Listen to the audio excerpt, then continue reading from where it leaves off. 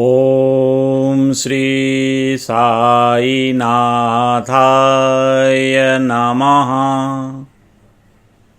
जय श्री साईं, जय श्री गुरुदेव। पूज्य गुरुजी डॉक्टर चंद्रभान सतपथी जी को प्रणाम करते हुए, उनका आशीर्वाद लेते हुए, श्री सच्चिदानंद साईनाथ महाराज को प्रणाम करते हुए, उनका आशीर्वाद लेते हुए, आप सभी श्रोताओं दर्शकों को प्रणाम करते हुए, आप सभी लोगों का शुभ आशीष लेते हुए मैं आज के इस सत्संग को प्रारंभ करते हैं।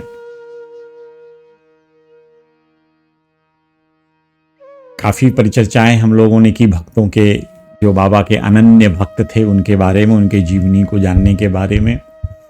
आज उसी कड़ी में एक दूसरे भक्त के, एक नए भक्त के बारे में परिचर्चा करेंगे, जो बाबा के बड़े सन्निकट रहे और बाबा के अनन्य भक्त थे। बाबा की उन्होंने उपासना अच्छे से की, सेवा अच्छे से की। यह एक अलग बात है कि एक सामान्य व्यक्ति बाबा के श्री चरणों की सेवा में, भक्ति में जुट जाए, क्योंकि वह उतना अपने अंतर्मन में द्वंद्व नहीं पालता। लेकिन कुछ ऐसे व्यक्तित्व जो वैज्ञानिक हों, जिन्होंने आधुनिक विद्या ग्रहण कर रखी हो, आधुनिक परिवेश ग्रहण कर रखा हो, विदेशों में पढ़ लिख कर आए हों, उनको इस परंपरा में विश्वास आना थोड़ी कठिन होती है। क्योंकि वो जो भी वैज्ञानिक होता है, जिसकी विचारधारा वैज्ञानिक है, जो विज्ञान के साथ चलने का प्रयास करता है, समझता है, वैज्ञानिक घटनाएं समझता है, वो हर चीज को विज्ञान की कसौटी पे कसने का प्रयास करता है।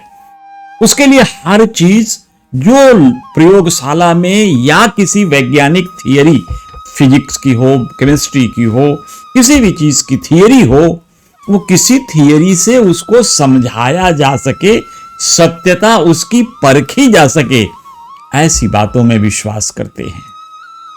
तो ये ऐसे ही एक भक्त जो एमए थे, उनके पास विदेश से, मैनचेस्टर से, और उन्होंने एमएससी की थी भू विज्ञान में और माइनिंग इंजीनियरिंग में। तो ये एक ऐसा माइंडसेट होता है विदेशों में पढ़ लेने के बाद, इस आसानी से वो अध्यात्म की बातों को विश्वास करने में वो अपनी तत्परता नहीं दिखाते, उसको कसौटी पे कसने का प्रयास करते हैं, उसकी सत्यता को परखने का विश्वास करते हैं। तो ऐसे ही एक प्रोफेसर जी नारके, गणेश नारके जी, उनके बारे में हम लोग आज परिचर्चा करेंगे। जब हम श्रीमान बूटी साहेब के बारे में थोड़ी परिचर्चा कर रहे थे, तो नारके साहेब के बारे में भी थोड़ी परिचर्चा हमने एक भूमिका बांध दी थी। लेकिन इनकी जीवन के तमाम पहलुओं को, जो इन्होंने बाबा को वैज्ञानिक दृष्टिकोण से देख करके परब्रह्म परमेश्वर का अवतार माना, ये तो यही कहते थे। नारके जी सदैव कहते थे, बाबा भगवान हैं, बाबा सामान्य सदगुरुओं की तरह से नहीं है, ये तो साक्षात परब्रह्म के अवतार हैं और ईश्वर स्वरूप में ही हमारे बीच में विद्यमान हैं।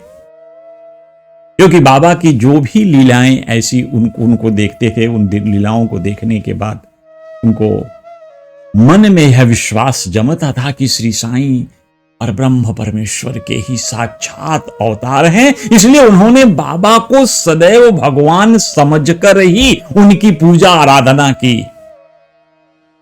अब वो बाबा से जुड़े कैसे? जुड़ने के लिए तो एक सामान्य सा उनके घर में एक जो दिखाई पड़ता है, स्पष्ट दिखाई पड़ रहा है, क्योंकि वो बूटी साहेब के दामाद थे। अब बूटी साहेब का, यानी श्रीमंत बूटी जो नागपुर वाले थे, उनका पूरा परिवार सच्चिदानंद साईनाथ के भक्ति में लीन था। सब लोग सच्चिदानंद साईनाथ महाराज के उपासक थे और सब बाबा की कृपा पूरे परिवार पर व्याप्त थी। तो इनका पूरा परिवार ये चाहता था कि हम लोग बूटी साहेब, इनके नारके को बाबा के शरण में ले चलें। नारके का जीवन तो ऐसा था कि इनके जीवन परिचय के बारे में जो अगर गहनता से आप जानना है, तो नरसिंह स्वामी जी ने इनका इंटरव्यू लिया था 1936 में, 1936 में। वो इंटरव्यू इनका 3-4 दिन चला था। यानी इन्होंने 10 मई को लिया था, कभी आए तो थोड़ी देर बैठ करके, कभी 20 मई को लिया था, 25 मई को लिया था, 18 मई 1936। ये 4 दिन इन्होंने इनका इंटरव्यू, उनके 4 विजिट में इंटरव्यू लिया, साक्षात्कार किया, जिससे नारके जी के बारे में उनको पता चला। नारके जी कहते थे कि हम मनुष्य तो कोई इनकी विशात है ही नहीं परब्रह्म के सामने, और परब्रह्म की जो भी हमारे अंदर भक्ति है, क्या हम उसको कह सकने में समर्थ हैं? जो परब्रह्म की कृपा हमें मिली है, क्या हम उसको कह सकने में समर्थ हैं? नारके जी ने अपनी पूरी असमर्थता व्यक्त की कि मैं ईश्वर की व्याख्या करने में असमर्थ हूं, क्योंकि नारके जी सदैव सच्चिदानंद साईनाथ महाराज को ईश्वर स्वरूप ही मानते थे, और जब भगवान मान रहे हैं तो कह रहे हैं भगवान की व्याख्या करना। हमारी समझदारी, हमने ईश्वर को किस स्वरूप में देखा, ईश्वर को कितना समझा, यह भी जानने कहने के लिए नारके जी अपने आप को अक्षम समझते थे। कहते थे मैं तो समर्थ नहीं हूं, इसलिए मैं वो तो नहीं बोल पाऊंगा। और नारके जी ने सदैव जो बाबा के लिए उनकी भक्ति थी, सच माना जाए तो प्रोफेसर नारके कहा करते थे, इवन उन्होंने उनको भी कहा, श्रीमंत जब उनकी इंटरव्यू चल रहा था तो नरसिंह स्वामी जी को भी कहा था कि भाई बाबा तो अंतर्यामी थे, और अंतर्यामी होने के लिए हमको जो थोड़ी मोड़ी चीजें हैं, जो हमारे सामने लीलाएं घटी हैं, जो बाबा के जिस स्वरूप को हम देखे हैं, उन्हीं स्वरूप को समझकर, उन्हीं लीलाओं को जानकर मैं कह सकता हूं कि सच्चिदानंद स्वामीनाथ महाराज पूर्ण ब्रह्म और अंतर्यामी थे, सर्वत्र विद्यमान थे। कहीं भी बाबा को जब कभी भी उन्होंने कहा, नारके जी का विश्वास था कि सच्चिदानंद साईनाथ महाराज को अगर मन से स्मरण करके, उनको प्रेम से कोई भी भक्त उनकी कहीं भी उनको पुकारे, सच्चिदानंद साईनाथ महाराज उसकी सेवा के लिए तुरंत पहुंचते थे, उसका वो उपकार करने के लिए, उसके दुखों का नाश करने के लिए, उसको परेशानियों से मुक्त करने के लिए सच्चिदानंद साईनाथ महाराज सदैव पहुंचते थे। ऐसा नारके जी का पूर्ण विश्वास था। नारके जी तो ये कहते भी थे कि जिनने पाया उन्हें छुपाया। वो कबीरदास जी की एक गुरबाणी थी जिसमें उन्होंने कहा, जिन्हें पाया उन्होंने छुपाया, यानी जो ईश्वर को पाया, जितने स्वरूप को देखा, उसको उन्होंने बड़ा ही सीक्रेट रखा, छुपा कर रखा। तो नारके जी का ऐसा विश्वास होने लगा था कि अगर जो बाबा के बारे में मैं, जो बाबा कह रहे हैं, जो मुझे अनुभूति हुई, जो बाबा ने हमें दिखाया, वो लोगों से कहना चाहिए कि नहीं कहना चाहिए। लेकिन फिर भी वो नरसिंह स्वामी जी को इंटरव्यू देने के लिए तैयार हो गए, और इंटरव्यू उनका जैसा मैंने बताया 4-5 दिनों में हुआ, 4 दिनों में संपन्न हुआ था। तो उस इंटरव्यू के आधार पर हम उनके जीवन चरित्र को आज आप लोगों के साथ साझा करेंगे, आप लोगों के साथ बांटेंगे। और इसी इंटरव्यू के सहारे जो नारके जी ने कहा है, हम बाबा की दिनचर्या और उनकी लीलाओं के बारे में तो अध्ययन भी करेंगे, थोड़ा सा आप लोगों से परिचर्चा भी करेंगे, और साथ साथ बाबा की भक्ति में लीन भी होते चलेंगे। जब भी मौका मिलेगा, भगवान श्री साईनाथ महाराज का नाम ध्यान करते हुए भक्त जब लीन हो जाता है बाबा की भक्ति में, कितना आनंद आता होगा उस क्षण। तो जैसा हमने पिछले दिनों ही बता दिया था कि नारके साहब सबसे पहले 1913 में शिरडी गए थे, और चूंकि वो थोड़े दिन पहले वो शिरडी आने के बाद उनकी अगर देखी जाए तो मैं सबसे पहले ये बता देता हूं कि वो शिरडी कितने दिन तक रहे हैं टोटल, क्योंकि बहुत भक्त शिरडी आते हैं, और उनकी जितने प्रवास होते हैं, उस अक्सर तो भक्त जो बाबा का हो के रहा, वो शिरडी आने के बाद काफी दिनों तक शिरडी में रहे, और बाबा की संगति से तो कोई दूर जाना ही नहीं चाहता था।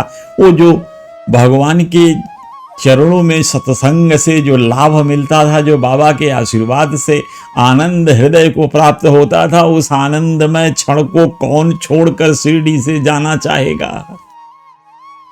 जीवन यापन के लिए लोग भागते थे, शिरडी से चलो, मन तो नहीं है लेकिन फिर भी जाते थे क्योंकि गृहस्थ आश्रम चलाना है, उनके परिवार को चलाना है। और बाबा तो एक गृहस्थ सदगुरु हैं, अगर कहा जाए कि पारिवारिक सदगुरु हैं तो अतिशयोक्ति नहीं है, क्योंकि बाबा ने पहली शिक्षा लोगों को यही दी कि तुम अपने कर्तव्यों का निर्वहन करो। कर्तव्य कौन से? एक पुत्र के समान जो तुम्हारा कर्तव्य है अपने पिता के प्रति, एक पुत्र के समान जो तुम्हारा कर्तव्य है अपने माता के प्रति। बाबा कहते थे कि माता पिता तो जीवित ब्रह्म हैं तुम्हारे घर में, उनकी आराधना पूजन सम्मान करना तुम्हारी सबसे बड़ी भक्ति होगी। बाबा कहते थे एक पिता के स्वरूप में तुम्हारी जो जिम्मेदारी है तुम्हारे बच्चों के प्रति, उसका भी निर्वहन तुम्हें करना है। बच्चों की जो देख रेख परवरिश है अच्छे ढंग से हो, बच्चे सन्मार्ग पर चलें, उनको सन्मार्ग की शिक्षा देना, यह हर माँ बाप का कर्तव्य होता है। इसलिए बाबा सबको तो कहते थे अगर समय मिले तो आना, नहीं अपने परिवार की देखभाल तुम पहले करो। और इसी वजह से सच्चिदानंद साईनाथ महाराज को हम लोग एक पारिवारिक सदगुरु के रूप में जानते हैं। पर ब्रह्म तो है ही, लेकिन परिवार में रहते हुए भी लोगों को कैसे भक्ति करनी चाहिए ये सच्चिदानंद साईनाथ ने अपने जीवन में सिखाया। सबको, हर भक्तों को प्रेरित किया कि वो अपने परिवार में रहते हुए ही अपने जीवन यापन करें। अपना जीवन का जो उनको जीवन में जितनी सुख संपन्नता जो भी प्राप्त होनी है वो उनके कर्मों से ही प्राप्त होगी। इसलिए अपने परिवार में रहकर अपने परिवार की जिम्मेदारियां निर्वहन करते हुए सच्चिदानंद साईनाथ की भक्ति में लग जाएं, बाबा यही कहते। तो ये नारके साहब जब शिरडी पहली बार आते हैं तो नारके साहब करीब लगभग 3 दिनों के लिए ही शिरडी रहे। जब 1913 में पहली बार अपने सास ससुर और पत्नी के साथ शिरडी में आए तो उनके हुआ कैसे, ये शिरडी में आने के लिए तैयार कैसे हो? क्योंकि वैज्ञानिक दिमाग था, वैज्ञानिक परिकल्पना दिमाग में चलती थी, इन चीजों पर विश्वास साधारण से तैयार होता नहीं था। तो जब बूटी साहब ने कहा कि चल के हम लोग देखो सच्चिदानंद साईनाथ महाराज को अपना सदगुरु मानते हैं, उनके दर्शनार्थ तुम भी शिरडी चलो, उनका आशीर्वाद प्राप्त करो। नारके जी ने कहा भाई मैं शिरडी तो तब जाऊं ना जब साईं बुलाएं। अगर वो चाहते हैं कि मैं शिरडी आऊं तो मैं जरूर चलूंगा। तो बूटी साहब ने बाबा से आज्ञा मांगी कि बाबा नारके को लेकर आऊं क्या? तो बाबा ने सत्सार स्वीकार किया, कहें लेकर आओ उसे। तो जब बूटी साहब ने कहा नारके जी से कि नहीं बाबा ने अपनी आज्ञा दी है, बाबा ने कहा है तुम्हें आना चाहिए इसलिए तुम चलो, तो नारके जी 1913 में पहली बार शिरडी गए अपने पूरे परिवार के साथ। परिवार यानी सास ससुर और पत्नी के साथ शिरडी में आए और लगभग 3 दिन ही रहे। पहले प्रवास में सिर्फ 3 दिन रहे।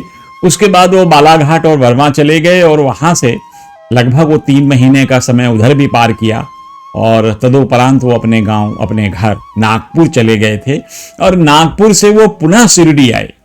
जब पुनः शिरडी नागपुर से लौट कर आए तो लगभग 4 महीने शिरडी में व्यतीत किए और 4 महीने शिरडी में व्यतीत करने के बाद वो पुनः नागपुर चले गए। फिर जब नागपुर में प्रवास कर रहे थे तब श्यामा ने कहा कि बाबा आपको बुला रहे हैं, आप शिरडी आ जाइए। तो ये भाग करके फिर शिरडी आ गए और उस समय ये शिरडी में लगभग 13 महीने का इनका प्रवास रहा। तो इस प्रकार से जो नारके ने नरसिम्हा स्वामी को अपना इंटरव्यू दिया था, साक्षात्कार दिया था, उसके आधार पे यह बात है तय है कि नारके काफी समय तक बाबा के सानिध्य में रहे, बाबा के साथ रहकर उनकी सेवा अर्चन बंदन नित्य प्रतिदिन किया करते थे और सौभाग्यशाली थे कि इतना लंबा समय उन्हें मिला श्री सच्चिदानंद साईनाथ महाराज के सानिध्य में व्यतीत करने को। ये भी उनका भाग्य था, इनके पूर्व जन्मों की कमाई होगी कि जिससे वो सच्चिदानंद साईनाथ महाराज के श्री चरण सेवन का, जो चरण सेवा का उनको मौका मिला। यह भी भाग्य की बात होती। सदगुरुओं के दर्शन तक तो भाग्य से होता है।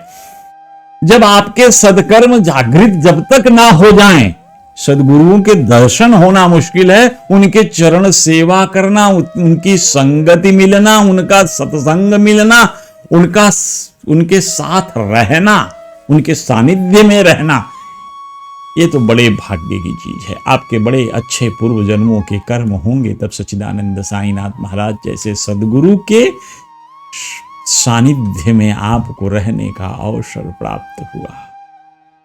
तो अब ये जब शिरडी गए पहली बार, तो इनको पहली बार के बाद थोड़ी थोड़ी बाबा के बारे में जो लीलाएं देखी वहां पे, उनके मन में भी बात चलने लगी। थे तो वैज्ञानिक। जब बूटी साहब ने इनको बताया कि सच्चिदानंद साईनाथ महाराज तो एक बड़े अच्छे संत हैं, तो एक दिन ऐसा ही कुछ घटना हो रहा था कि उनके यहाँ बाबा ने देखा, क्योंकि हम लोग सब जानते हैं कि सच्चिदानंद साईनाथ महाराज बड़े गूढ़ बातें किया करते थे। और एक चीज तो स्पष्ट जान लीजिए कि कितनी भी भीड़ बैठी हो, सच्चिदानंद साईनाथ महाराज जिसको भी कोई चीज कन्वे करना चाहते थे, बताना चाहते थे, उस गूढ़ता के साथ कहते थे कि सिर्फ वही व्यक्ति समझे, बाकियों के समझ में ही ना आए। तो ये बाबा कभी कभी गूढ़ शब्दों का प्रयोग करते थे और गूढ़ता के साथ लोगों के को अपना सत्संग किया करते थे, गूढ़ता के साथ कोई चीजें बताया करते थे। सब लोग अपने विवेकानुसार इस गूढ़ तत्वों का विश्लेषण किया करते थे और इस पे तमाम तरह की परिचर्चाएं किया करते थे, बाबा के आखिर ऐसा कहने का तात्पर्य क्या था। लेकिन जिसके लिए कही गई होती थी वो तो उसको बड़े अच्छे से समझता था, ये निश्चय जान के चलो, वो अच्छे से समझ जाता था कि बाबा क्या कहना चाहते हैं। तो एक दिन इन्होंने देखा कि एक लेडी, एक स्त्री खड़ी थी और वो स्त्री बाबा से हाथ जोड़कर कुछ प्रार्थना कर रही थी। और जब प्रार्थना कर रही थी तो उसको देख करके बाबा कुछ क्रोधित से हो रहे थे और बाबा कुछ अनाप शनाप बोल रहे थे।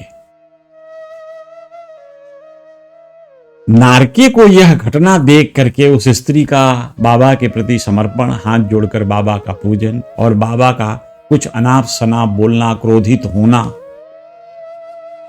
नारके को थोड़ा बुद्धिगम्य नहीं लगा। नारके ने सोचा कि ऐसा एक संत कैसे कर सकता है किसी मनुष्य के साथ। जो कोई हाथ जोड़कर संत के शरणागति होता है, भगवान तो, सदगुरु तो सदैव शरणागत वत्सल होते हैं। जो कोई भी उनके शरणागति में आया, चाहे वो पापी ही क्यों न हो, भगवान तो उसको भी गले लगा लेते हैं।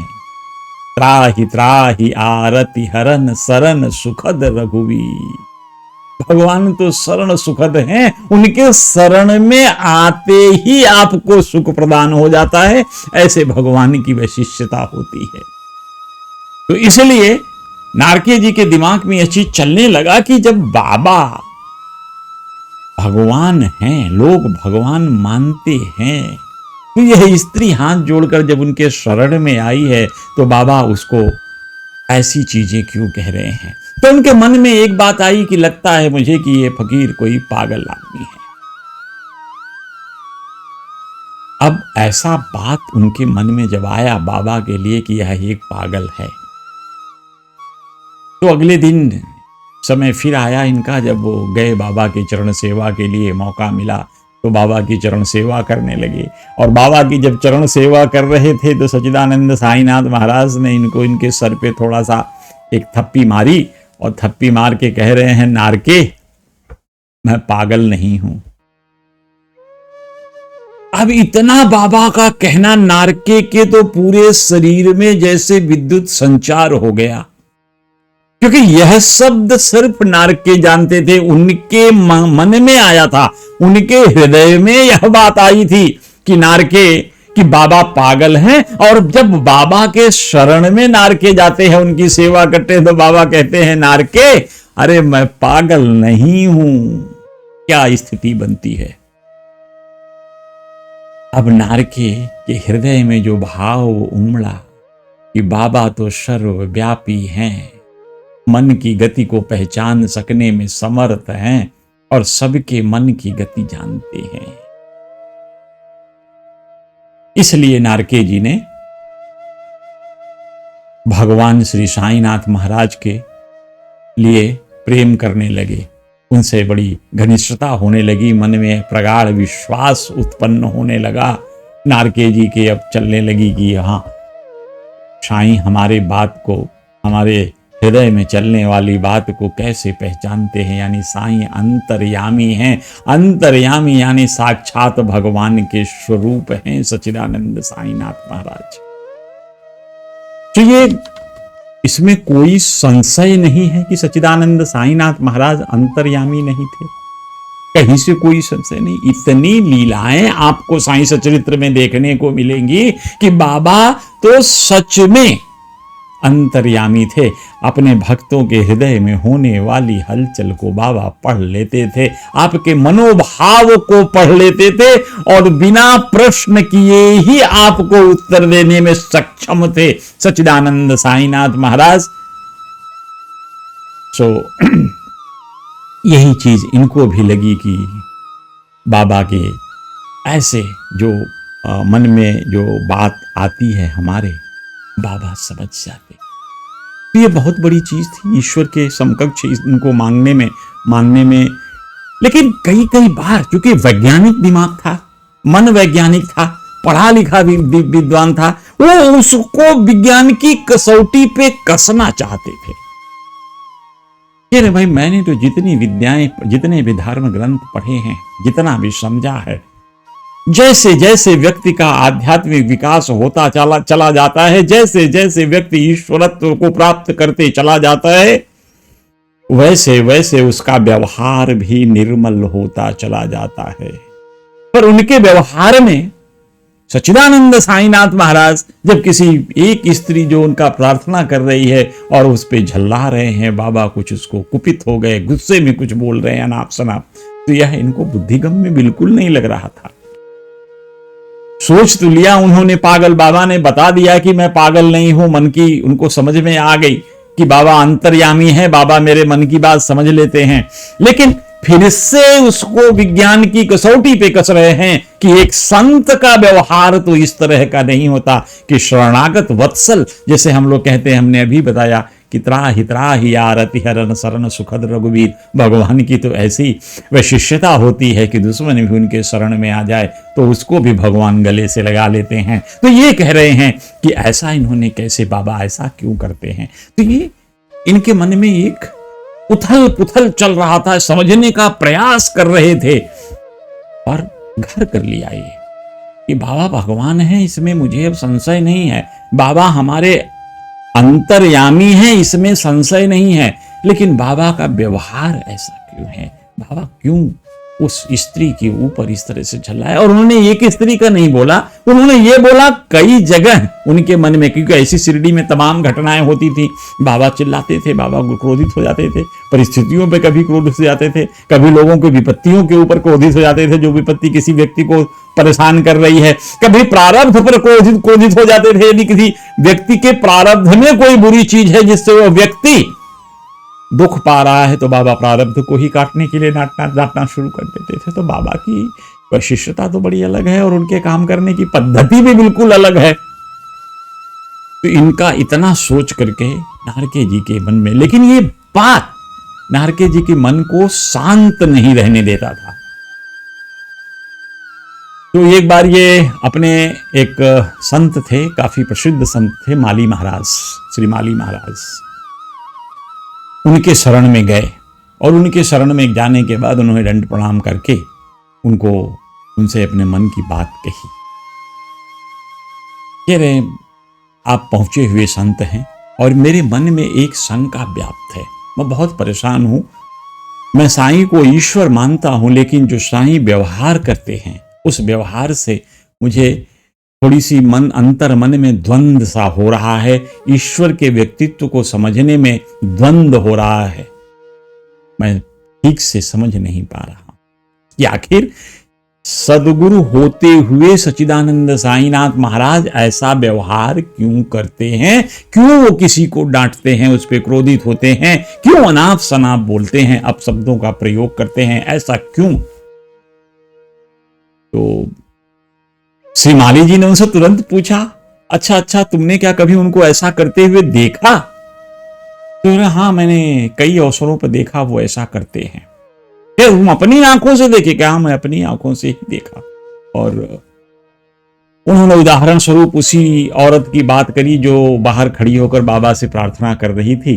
कह रही वो मैं एक औरत को मैंने देखा अभी हाल में ही, वो बाबा से प्रार्थना कर रही थी और बाबा उस पर क्रोधित होकर के अनाप शनाप बकने लगे। इस घटना को मैं स्वयं देखा और इसका साक्षी हूं। तो साली माता सब जो श्री माली महाराज थे, उनका मन थोड़े से वो भी मन ही मन मंद मंद मुस्काए, थोड़ा ध्यान लगाए। जब श्री साईनाथ महाराज की लीलाएं देखने लगे तो उनके मन में बड़ी प्रसन्नता, मुस्कुराने लगे।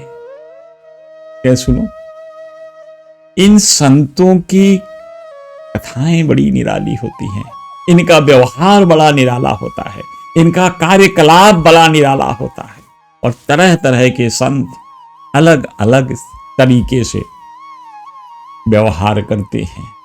तो तुम शायद इन संतों की लीलाओं को समझ न पाओ, उनको ठीक से तुमने समझा नहीं है और ये सरलता से तुम्हारी बुद्धि में आने वाला भी नहीं है, क्योंकि समर्थ लोग हैं। तो उन्होंने कहा, महाराज नारके जी ने उन्हें हाथ जोड़ कहा, प्रभु मुझे अगर आप कुछ इस पे ज्ञान दे दें, कुछ समझा दें तो मेरा मन थोड़ा शांत हो जाए। जो मन में चंचलता चल रही है, जो मन में द्वंद्व चल रहा है, उससे मैं बड़ा व्यथित हूं, परेशान हूं और समझ नहीं पा रहा हूं कि आखिर सच्चिदानंद साईनाथ महाराज क्यों किया ऐसे, क्यों करते रहते हैं ऐसा। तो उन्होंने कहा कि देखो, कई बार ऐसा होता है कि जब तुम किसी कारण से गए हो और संत देखता है कि कोई ऐसी परिस्थिति बनी हुई है जिसको संत बिना उस परिस्थिति को हटाए, बिना उस नेगेटिव एनर्जी को दूर किए उस व्यक्ति का कल्याण नहीं हो सकता। तो जब उस एनर्जी को दूर करते हैं, उस नेगेटिविटी को दूर, नकारात्मकता को दूर करते हैं, तो ऐसे में वो इस तरह का व्यवहार करते हैं। अब जब प्रश्न तुमने पूछा है इस स्त्री का, तो इस स्त्री के उदाहरण से ही मैं तुम्हें समझाऊंगा, तभी तुम्हारे मन को शांति मिलेगी। शायद तुम्हें पता नहीं है कि वो स्त्री एक संतान विहीन स्त्री थी, उसको कोई संतान नहीं था और सच्चिदानंद साईनाथ महाराज से हाथ जोड़कर संतान प्राप्ति के लिए प्रार्थना कर रही थी। और बाबा उसके मार्ग के सारे बाधाएं दूर करते हुए उसे संतान प्राप्ति कराने के लिए आशीर्वाद दे रहे। तो ऐसे, और वो स्त्री तुम जानो कि थोड़े ही दिनों के बाद गर्भ धारण की और एक बच्चे की मां बनी। ये संतों की निराली क्रियाकलाप हैं, कार्य करने की पद्धति निराली होती है। तो सच्चिदानंद साईनाथ महाराज उसको अपना आशीर्वाद शायद इस स्वरूप में दे रहे थे ताकि वो मां बन सके। उसकी व्याधियों को काट रहे थे, उसके कर्म के जो वो ऐसे पल थे जिनकी वजह से वो मां नहीं बन रही थी, उसको सुधार रहे। अब नारके जी को सच्चिदानंद साईनाथ महाराज के श्री चरणों में पूर्ण विश्वास हो गया। अब वो कहने लगे कि तो बाबा यानी जो कर रहे हैं, जो किए हैं, यह बाबा की अपनी लीला है और अपने भक्तों में विश्वास दिलाने के लिए काफी। 1913 की ही बात है। एक समय में ऐसा हुआ था कि जब ये बाबा की चरण सेवा कर रहे थे तो बाबा ने कहा, तुम्हारा ससुर यानी श्रीमंत बूटी जी बड़े अच्छे व्यक्तित्व के व्यक्ति हैं, बड़े अच्छे उदार हृदय वाले व्यक्ति हैं। उनके हृदय में मानवता कूट कूट कर भरी है और जो मैं देख पा रहा हूं वो एक दगड़ी वाड़ा बनाने वाला, दगड़ी वाड़े का मतलब कि पत्थर का वाड़ा बनाने वाला है। और मैं यह भी देख पा रहा हूं कि तुम उस वाड़े के संरक्षक बनोगे। बात 1913 में सच्चिदानंद साईनाथ महाराज ने कही और हम सब जानते हैं कि बाबा की आशीर्वाद से, बाबा की कृपा से श्रीमान बूटी साहेब ने बूटीवाड़ा बनवाया, जहां आज बाबा की समाधि मंदिर विराजित है। आज हम लोग उस बूटीवाड़े को बाबा की समाधि मंदिर के स्वरूप में जानते हैं। तो जब बाबा की वो समाधि मंदिर बन गई, जैसा हमने बूटी साहब के साथ जब परिचर्चा कर रहे थे, तो उस खुली जगह पे भगवान श्री कृष्ण की मूर्ति लगानी थी, तो उस मूर्ति के जगह पे सच्चिदानंद साईनाथ महाराज खुद ही मुरलीधर विराजित हो गए, मुरलीधर के स्वरूप में विराजित हो गए। तो इस चीज को 1918 के बाद जब बाबा का वो स्थान बन गया, समाधि बन गई, तो उसके संरक्षण के लिए जब से शिरडी साईं संस्थान बना, तो 1920 में ये उसके सदस्य भी बने। साहब बहुत पढ़े लिखे सदस्य थे। इन्होंने बड़े तन्मयता के साथ, लगन के साथ उस सदस्यता का निर्वहन किया। बाबा को देखिए 1913 में यह देखते हैं, जिसको कहते हैं ना कि बाबा ने पूर्वानुमान से उनको कहा और वह बात फलीभूत हुई। 1915, 16, 17 में बन करके बाबा का वाड़ा बनने लगा। 1915 में इनको मन में ध्यान आया, 16 से इनका वाड़ा बनना शुरू हुआ, 17 से बन करके 18 के अक्टूबर तक वाड़ा बन गया था। सच्चिदानंद साईनाथ महाराज कैसे भविष्य को देखते थे, इससे बड़ा उदाहरण और क्या हो सकता है। तो नारके जी की थोड़ी पढ़ाई लिखाई की अगर बात कर लें हम लोग, तो नारके जी यहीं से एमए किए थे, हिंदुस्तान से, कलकत्ता से रह के, और कलकत्ता से एमए करने के बाद ये चले गए थे विदेश में एमएससी करने मैनचेस्टर, और वहाँ से एमएससी 1909 में गए और 1912 में वहाँ से मैनचेस्टर से ये लौटे अपनी MSc geology and mining engineering में करके। और तब से सच्चिदानंद साईनाथ महाराज के साथ लग गए और जुड़ गए। उनको बाबा के साथ रहते हुए काफी समय जब धीरे धीरे व्यतीत होने लगे, जब बाबा के बारे में थोड़ा जानने लगे, तो बाबा के हर क्रियाकलाप में उनको बड़ा आनंद आने लगा, बड़ा मस्त हो जाते थे। और ऐसा ही एक क्रिया है कि एक दिन 1914 की बात है, जब बाबा एक दिन कुछ कफनियां बनवाए थे, तालखर साहब लेके गए थे, जो कफनी उन्होंने बनवा दिया था, तो कफनी बाबा बांट रहे थे, सबको बांटे। और ये दूर खड़े होकर नारके जी देख रहे हैं कि बाबा मुझे भी एक कफनी देंगे, और मन में कैसे प्लानिंग कर रहे हैं कि बाबा अगर मुझको कफनी दिए तो मैं कभी जब बाबा के पूजन में जाऊंगा तो पहन के चलूंगा, कोई भजन कीर्तन का कार्यक्रम होगा, कोई आध्यात्मिक कार्यक्रम होगा, तो मैं इस कफनी को पहन कर वहां जाऊंगा। इनके मन में सारी इस तरह की परिकल्पनाएं चलने लगी, लेकिन देखते ही देखते बाबा ने कफनी बांटना बंद कर दिया। अब इनको लगा कि हमें तो नहीं मिलेगा, तो बाबा ने इनको जाकर के बताया भी नारके जी को कि मैंने तुमको कफनी नहीं दी, क्योंकि उस फकीर ने मुझे तुझे देने के लिए इजाजत नहीं। तो सच्चिदानंद साईनाथ महाराज भूत, वर्तमान और भविष्य तीनों के दृष्टा थे। देखने के बाद ही कोई चीज, कोई आशीर्वाद, उस तरह की चीजें जो क्रियाकलाप करते थे, इन चीजों को देखकर, आपके प्रारब्ध को देखकर और आपको कितना चाहिए उसका ध्यान रखते हुए ही अपना आशीर्वाद देते थे। अब नारके जी के बारे में अगर बताया जाए कि नारके जी थे वैज्ञानिक, विज्ञान की कसौटी पे सब चीज को कसते जरूर थे, लेकिन मन में अध्यात्म फलता फूलता था। कहीं न कहीं उनके एक कोने में भगवान के प्रति विश्वास जगा था, और उस विश्वास के सहारे ये पहले से ही हमारे धर्म ग्रंथों का अध्ययन किया। जब ये मैनचेस्टर पढ़ने गए तो उन्होंने ज्ञानेश्वरी अपने साथ लेकर गए थे, और ज्ञानेश्वरी एक ऐसा ग्रंथ है, आप सब लोग जानते हैं कि ज्ञानेश्वरी भगवत गीता की मराठी टीका, या इसको कहें कि मराठी में भावार्थ लिखा गया है संत श्री ज्ञानेश्वर जी द्वारा। ये बहुत बड़ी कृति है, उस समय में ये बहुत बड़ी ग्रंथ थी, और आज भी ज्ञानेश्वरी बहुत बड़ी ग्रंथ है, और बड़ी जिसको कहते हैं ना कि पवित्र ग्रंथ मानी जाती थी।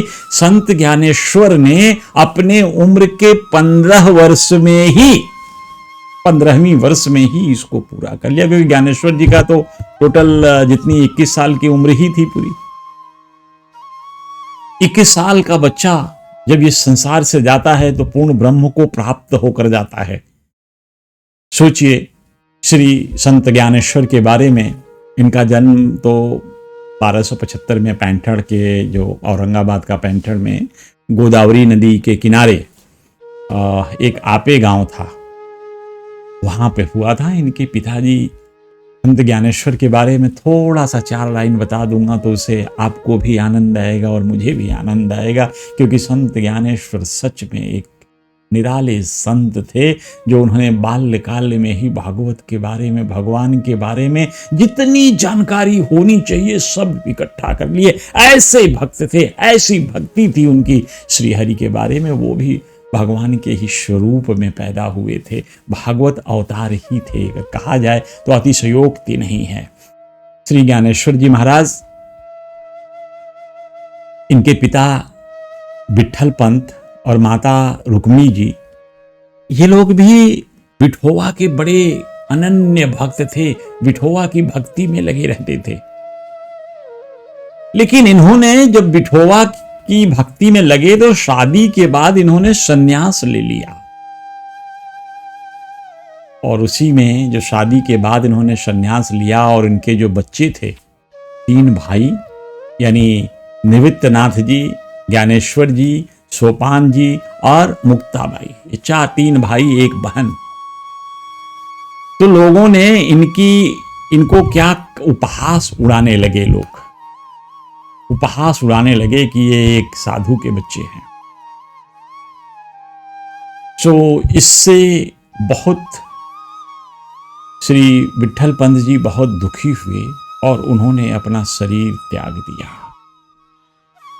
तो शरीर त्यागने के बाद इन बच्चों ने उनको शुद्धि पत्र प्राप्त करने के लिए प्रयास किया, और बहुत से जो लीलाएं हैं, बहुत विस्तृत नहीं जाऊंगा इस पे। उन्होंने जब शुद्धि पत्र ले लिया तो आलंदी में आकर के, और इनके ज्ञानेश्वर जी के नामदेव के साथ, ये समकालीन थे, नामदेव इनसे सिर्फ 5 साल बड़े थे, तो दोनों के साथ मिलकर के इन्होंने पूरे महाराष्ट्र का भ्रमण भी किया था। ज्ञानेश्वरी इतनी पावन पवित्र ग्रंथ है कि गीता के 700 श्लोकों को संत ज्ञानेश्वर ने लगभग 9000 ओवियों में लिखा है।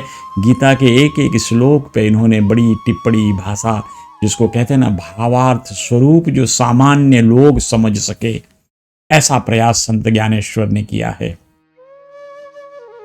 तो ये ज्ञानेश्वरी अपने साथ रखते थे। आप समझिए कि भगवत गीता को अपने साथ लेकर के, और भगवत गीता के जो श्लोकों को या ज्ञानेश्वरी को पढ़ने के बाद जो उसके भावार्थ को पढ़ करके जो आपका मार्गदर्शन करने लगेगी, तो निश्चय जानिए यह जो दर्शन होगा, यह जो रास्ता आप चुनेंगे, इस ज्ञानेश्वरी के दिखाए रास्ते को, भगवान श्री कृष्ण के दिखाए रास्ते को, जो उन्होंने गीता में मानवता के कल्याण के लिए कर्तव्य क्या होने चाहिए, सबका वर्णन, तो आपका रास्ता तो अपने आप सुधर जाएगा।